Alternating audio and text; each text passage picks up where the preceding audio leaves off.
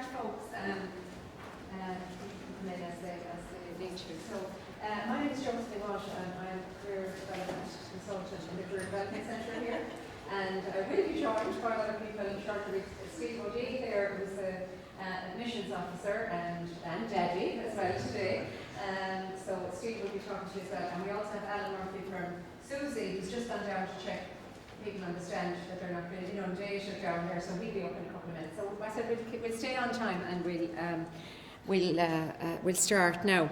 So my job is to sort of talk to you about careers and the value of doing postgraduate study from a careers point of view. And like I said, we'll follow with Steve and then we'll end with Alan. Come on in. And we'll finish with Alan. Now, Ailish from the fees office will be here at the end as well, so if you have any questions on fees, she'll join us near the end. So in terms of putting some careers context around postgraduate study, I'm conscious that everybody has a different starting point, that some of you are maybe in final year now and considering a master's programme or a higher diploma or something. Some of you might have been out for a couple of years, maybe working, saving a bit of money, to get the fees together for a programme. Or some of you could be working maybe for a number of years and your objective now is to come back to retrain or relaunch yourself in a different industry or a different sector. So it's very hard to be specific around careers. It's impossible because we have so many courses. I couldn't tell you where each one is going to bring you. So we're kind of keeping it quite general in terms of the value of doing postgraduate study. But I imagine that all of you have this thing in common, that at some point you would like to get a job, and even if you're thinking of research, maybe taking on a PhD for 4 years, at the end of it, I'm assuming, if I did a hands up, everybody would put their hand up and say, yeah, I'd like a job, please. So let's talk about that then in terms of taking on a master's or a higher diploma or a PhD. We looked at postgraduate programs. We do a survey every year, and 6 months after graduation, we go out and we ask graduates, what are you doing now? So 71% of the postgraduates from the 2013 class said, I have a job, I've gone into a job, versus 45% of the undergraduates. And then nearly 17% went on again to further study. My own view is that 6 months is a bit early. Now you might say, okay, so that's only 87% are either in a job or gone on to further study. 6 months is a bit early. And we saw research results from research this morning, actually, it just came out, that Irish students expect that it will take them between 6 and 8 months to get their first graduate job. And certainly from working with graduates, I would know a lot of graduates who certainly wouldn't have had a job within 6 months, but would have had a job certainly within a year, and a good graduate job. So it does increase your chances of going straight into employment from college. So reasons to do a postgraduate course. Well, obviously to do something you enjoy. I mean, I think that it would be foolish to take on something that you think might get you a job and you don't actually enjoy it, and if you're not enjoying that subject. So spending €7,000 or €8,000 maybe on fees for something that you think is good from an employability point of view or an employment point of view, but if you don't enjoy it, you may not do well in it. But it will, if you do something that you enjoy, it will give you a competitive edge. More and more employers are looking to postgraduate students rather than undergraduate students when they're hiring. You're a little bit older, a little bit more mature, so it does give you a competitive edge. It does improve your career prospects, particularly if you maybe have got an average grade in your undergraduate. If you're looking at maybe a pass degree or a 2-2, doing a master's does give you the opportunity to up your game and get into that 2-1 category, which is where you need to be for a lot of graduate jobs. So it does improve your career prospects in that respect too. It may be necessary for the career you want to go into. So if you want to go into some of the professions like teaching, like social work, maybe to become a psychologist, going into the allied health professions like speech and language therapy, etc., then you will need to do the professional qualification there. So it's necessary for some of the careers that you might be choosing. It shows a commitment to a chosen career area. So if you want to work in the financial services sector, and maybe you currently have a science degree, then doing a degree in international management or finance or something that's linked to that, it shows that you are committed to a career in that area. Or you might be doing an LLM in human rights or something. So that says, yeah, this is something I'm really, really interested in, or it could be marketing, whatever it is. So it shows a commitment to that. It also is required for entry to an academic career. So lots of people would like the idea down the road maybe of becoming a lecturer or working in third level education. So you absolutely need to be doing a master's and a PhD. And it is possible to go directly from an undergraduate degree into a PhD. So you can talk to me about that after, but that, you don't have to go through that master's route to do a PhD. But the final two reasons, I think, from an employability, from a career point of view, whatever master's you decide to do, you will increase your transferable skills and you will get opportunities to network with people who will be good for you further down in your career. It is a completely different learning experience, completely different. So if you're currently doing a BA and you're in an English class with 200 in a lecture theatre, that is not going to be your experience if you do the MA in Literature and Publishing, let's say. It's going to be a small class, your relationship with your teachers will be completely different.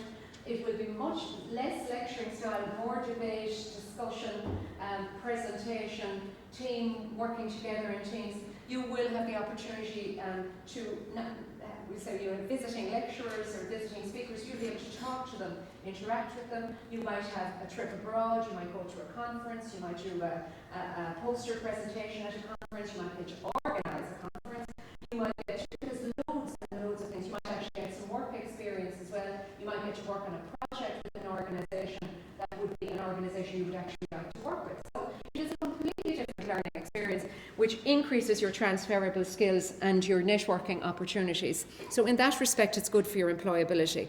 The final reason that I hear people saying, I want to do postgraduate studies because I don't know what I want to do and I just do something to stay in college for another year because I'm in DramSoc and I really enjoy that and I just want to keep that going for another year. And you know what, it's not the best reason to choose postgraduate study, and we would encourage you to kind of tease it out a little bit more. If you do want to stay in college, it would be good to do something that's going to pave a way to a career for you and a job, I suppose, at the end of it.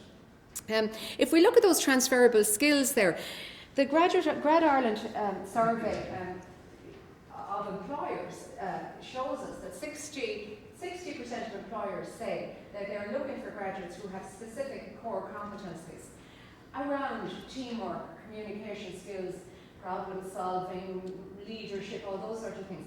You have a much better chance of developing those skills in a postgraduate study because of what I just talked about, that the learning experience is completely different.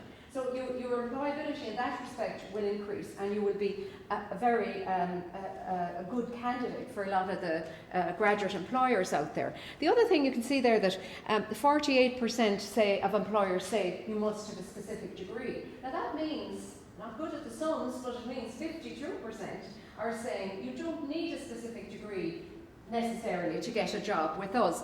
A 2-1 and some relevant experience. So your master's program, whichever you choose, is going to increase your skills, is potentially increase the grade maybe that you've got and make you more marketable to employers. And I think it's important to note that 50% number, that 50% of graduate jobs are open to graduates of any discipline. So when you see all of these graduate employers, lots of them say to us, and increasingly so, we don't care what you studied. So if you do as I referred to earlier, a master's in literature and publishing, and then you decide you want to go for a job with KBC Bank, then you will still be able to present yourself to them in a way that makes you employable and looks like a good candidate. And we will help you with that in the Career Development Centre to position yourself and market the skills that you do have. But of course, you know, if you are interested in KBC Bank and you have a BCom, then why not do international finance or do, you know, you can be very strategic around the master's programs that you choose specifically to get into some of these. But I'm just saying, whichever you do, you will increase your employability. There's a lot of confusion around what types of programs there are. And so I just said that it's good to kind of clarify those. You can have a higher research degree. So in other words, you can do a master's by research. So you could have an MLit or something like that. So you can do a Master's by Research, typically, which takes 2 years. So you're working on your own, on a piece of research, with a supervisor. No classes, no lectures, nothing. Or you can sign on to do a PhD, which takes a minimum of 4 years if you're very organised. And again, you're working on your own with a supervisor. You are much more likely to get funding for research degrees than for taught programs. So if you were looking at doing a PhD, there are sources of funding, and I know there's a talk later on that. So, but there's, and we'll be talking about funding for taught programs. So you can do a taught master's where there's coursework, lectures, assignments, exams, and a big piece of research at the end of it. And then there are higher or graduate diplomas, which often are exactly the same as the master's program. But the master's program has a research piece at the end of it. So we have let's say a higher diploma in health promotion. That is exactly the same as the master's in health promotion. You will be doing exactly the same things, but it's just the master's students will take the summer doing a piece of research. Now the other thing then is we have conversion programs. Now conversion courses are very, very useful for you to really take off in a different direction. I met with a student just last week who had a BA with English and History. She had gone on to do the higher diploma in business in the business school, and she had a job offer from both PricewaterhouseCoopers, PwC and Deloitte within 2 months of starting the higher diploma to train as an accountant. That's what she wanted to do. That was her plan. So within 2 months of starting the program, she has a job offer starting next September. So that's a conversion course. Lots of conversion courses in IT, lots of free conversion courses in IT are a lot cheaper. So if you have a degree in science, or you have a BA, as we said, and there are conversion courses in IT. So there are conversion courses, typically business, law, and IT. There are some science and engineering, very, very few, but there are some. So a conversion program allows you to rebrand yourself and take off in a completely different direction. Now, I suppose just a few kind of things to remember when you're choosing your course. Your personal statement is a critical element of your application. So assuming you meet the grade, you have the degree required to get into it, the minimum entry requirements, your personal statement will be the piece that makes the course director decide whether you get an offer or not. When they read that, that's what will get you the place or not. So you have to spend time on that. So pick up a copy of the personal statement guide at the Career Development Centre stand in the hall, and we will review them for you. It's very good to get somebody to review it before you submit it. You'll have one chance at it, and you'll have to submit a personal statement for each course that you were applying for. Now, don't make assumptions around the entry requirements. So don't read the prospectus and say, oh, they need a 2-1, you have to have a 2-1 for that. Look at the language. It might say normally a 2-1, usually a 2-1, usually a cognitive, you need a degree in a cognitive discipline.